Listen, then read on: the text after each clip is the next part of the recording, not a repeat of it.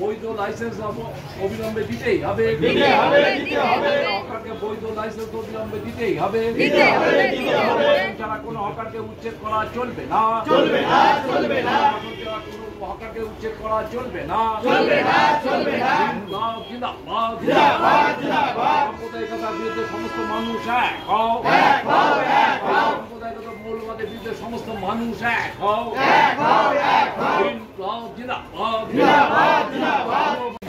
মাঝে মাঝেই বাজবে, ওরা দেখেছে যে আমরা মিছিল করেছি, কিছু বলবো ওই জন্য মাঝে মাঝে বাজিয়ে দেবে, এটাও ঠিক।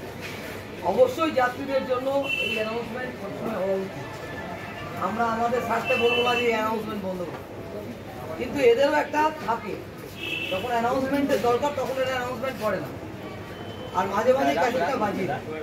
আমি দেখেছি স্টেশনকে কেন্দ্র করে আমরা কোনো মিটিং করলে, মিছিল করলে পারে যে কোনো বিষয়, ব্রিগেডের জন্য মিটিং হচ্ছে স্টেশনে, তাহলে ওরা বাজিয়ে যাচ্ছে, ইন্টারাপ্ট করা যায়। আসলে সত্যি কথা ওরা শুনতে চায় না, এবং মানুষ যাতে সত্যি কথা শুনতে না পারে তার ব্যবস্থা। প্রতি মাসেই বড় সমস্যা, এখন প্রতি মাসেই একটা করে আমাদের এই ডেট নির্ধারণ করতে।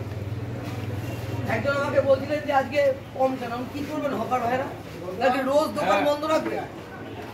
লড়াই করে বেঁচে আছেন স্টেশনে, লড়াই করে বেঁচে থাকবেন, আর আরপিএফ এলে লড়াইটা কাকে বলে সেটা করে দেখিয়েও দেবেন। এবং বারবার আরপিএফ এসছে, বারবার লড়াই করে আমরা প্রতিহত করি। স্টেশনগুলো উন্নত করার কোনো ব্যবস্থা নেই, কিচ্ছু করছে না। স্টেশনে যাত্রীদের নিরাপত্তার জন্য যে ব্যবস্থা নেওয়া উচিত সেটা নিচ্ছে না। উপরন্তু আমরা অনেকে খবর রাখি, অনেকে রাখি না। আমরা কাশ্মীর নিয়ে ভাবছি, আমরা অনেক কিছু নিয়ে ভাবছি। আমাদের দেশের সরকার এই সব কিছুর আড়ালে দেশ বিক্রি করে দিচ্ছে, রেল বিক্রি হয়ে যাচ্ছে। আসলে রেল হকার উচ্ছেদ করার ঘটনা চাইছে কেন? এই স্টেশনগুলো আদানি আম্বানিদের বেচবে, তারা এখানে শপিং মল করবে। একটা প্ল্যাটফর্মে ঢুকতে গেলে 50 টাকা 60 টাকা দিয়ে প্ল্যাটফর্ম টিকিট কাটতে হবে। বিরাটি থেকে শিয়ালদা যেতে গেলে টিকিট হবে 50 টাকা। আসলে রেলকে বেচে দেওয়া, রেলকে বেসরকারীকরণ করার উদ্দেশ্যে এটা হচ্ছে। যাত্রী সুরক্ষায় কোনো নজর নেই, রেলের সাধারণভাবে রেলের যাত্রীদের জন্য উন্নতি করার জন্য কোনো নজর নেই, রেল পরিষেবা উন্নত করার কোনো চেষ্টা নেই। শুধু একটাই কথা যে হকার উচ্ছেদ করে দিলে সব সমস্যা মিটে যাবে। আমরা তো হকাররা সরেছি, আরও সরতে রাজি আছি, কিন্তু হকারদের যদি কিছু পয়সা নিয়ে এদেরকে লাইসেন্স দিই, এদেরকে বৈধভাবে ব্যবসা করার সুযোগ দিই, সেটাও রেল কর্তৃপক্ষ করছে না, এবং কোনো আলোচনায় হকারদের সাথে বসছে না। মাঝে মাসেই একটা করে আরপিএফ পাঠিয়ে দোকান ভাঙা, দোকান উচ্ছেদ, রেলে যারা হকারি করে তাদের উপর আক্রমণ। শিয়ালদা স্টেশনে আমাকে হকার ভাইরা বলে, শিয়ালদায় নামলে আরপিএফ বলে যে আমাদের টাকা দিয়ে দাও, ঠিক আছে আর কিছু বলবো।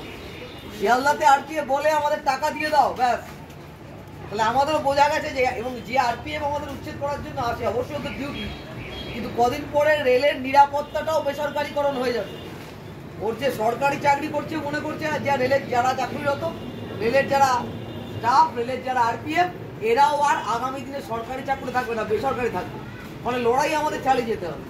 আর তবে থেকে আমরা হকারি পেশা, লজেন্সের বয়াম বলুন, বা ছোট্ট চায়ের দোকান বলুন, বা ছোট্ট বইয়ের দোকান বলুন, যবে থেকে শুরু করেছি আমরা, তবে থেকে লড়াই করে প্ল্যাটফর্মে টিকে আছি। আমরা লড়াই করেই প্ল্যাটফর্মে টিকে থাকবো। আমরাও দেখবো আরপিএফের কত ক্ষমতা, এবং যারা বাইরে থেকে এই উচ্ছেদের জন্য নানানভাবে উস্কানি দিচ্ছে, এবং সরকার, বিজেপি সরকার দেশের মানুষের বিরুদ্ধে যুদ্ধ ঘোষণা করেছে, আমরা বিজেপি সরকারের বিরুদ্ধে যুদ্ধ ঘোষণা করেছি।